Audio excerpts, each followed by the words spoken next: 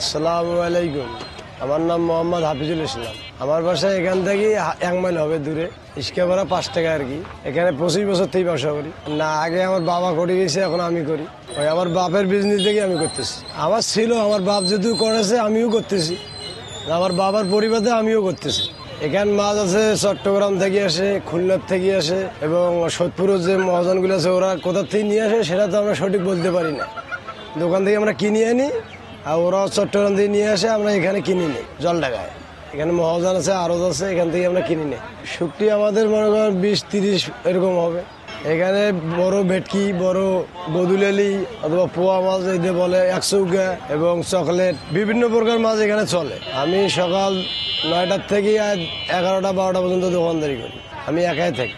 বেচা কিনে 5,000-7,000, যদি বেশি একটু হয়ে যায় তো 10,000 হয়। লাভ এটা 1,100 টাকা টেকে। 1,100 যদি 5,000 টাকায় বেচাই 500 টাকা লাভ হবে, অথবা আমার ফ্যামিলি চলার মতন আর কি। কিন্তু কিস্তি দেওয়া এইগুলো আমাদের হয় না। এগুলো মহাজনে যে আবার লোন দিলে আমার মহাজনক দেওয়া হয়, কিন্তু আমাদের খোয়া ফিয়ে এই দোকানটার উপর চলে। আমরা যে কিস্তিটা দেই এটা কিন্তু আমাদের ওই মহাজনের জের পড়ে যায়, বছরের শেষে জের পড়ে যায়, তখন আমরা ওইটা টাকা তুলিয়ে তখন আবার ওই মহাজনকে দিয়ে দেই। আবার ওর কাছ থেকে নিয়ে আসি, আস্তে আস্তে কিস্তি দেয়, বছরের শেষে ওনাকে দিয়ে দেয়। এই যে দোকানটা করি আমরা, কিন্তু পরিবার আমাদের চলে, সংসারটা চলে এই আর কি। আমার পরিবারে আমি একাই ইনকাম করি, আর আমার মেয়ে 4টা আর ছেলে 1টা। ওরা আমাদের একটা ছেলে ঢাকা শহরে থাকে, রাজমিস্ত্রির কাম টাম করে কিছু টাকা দিয়ে পড়ায়, এই আর কি। দুনিয়া ভাবতে নিয়ে চলি। এইটা কিনি খুব কষ্টের উপর, শুধু 400 জমি কিনছে আমাদের থাকার আস্ত্রীটা, খুব সবাই মিলিঝিলি করছি আর কি। এটা আর কিছু জমি জায়গা করি পাইনি।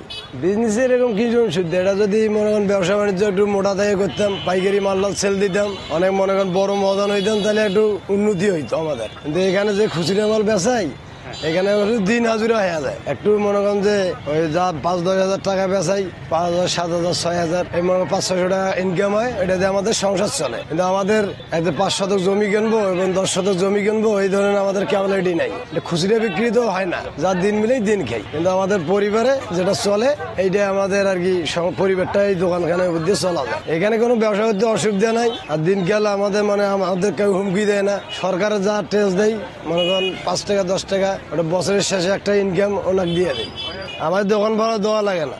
আমি সরকারের জায়গা, আমি সরকারের খাস জায়গা, এখানে আমি সরকারের কাছে একটা গান্ডি দেই, হাটে গান্ডি দেই, খাজনা দেয়। এটা আমাদের যেন পৌরসভা আছে, ওখান থেকে খাজনা নিয়ে হাট ডাক হয়, এখান থেকে আমরা খাজনা দেই। আমরা বছরে খাজনা দেই 1300 টাকা, না আর কিছু দেওয়া লাগে না। আমরা সরকারকে দেই 1300 টাকা বছরে।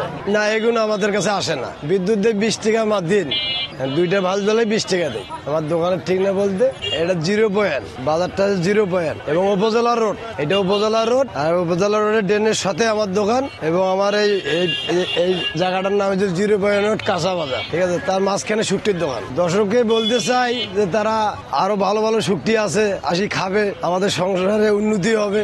ভালো মন্দ তো আছে সবারই, আপনারও উচিত আছে, আসবেন, খরচ করবেন, বোঝেন নাই কথাটা। আর আমরা তো ছোট মোটো দোকান, একটু কাস্টমার কম আসে, ঠিক আছে।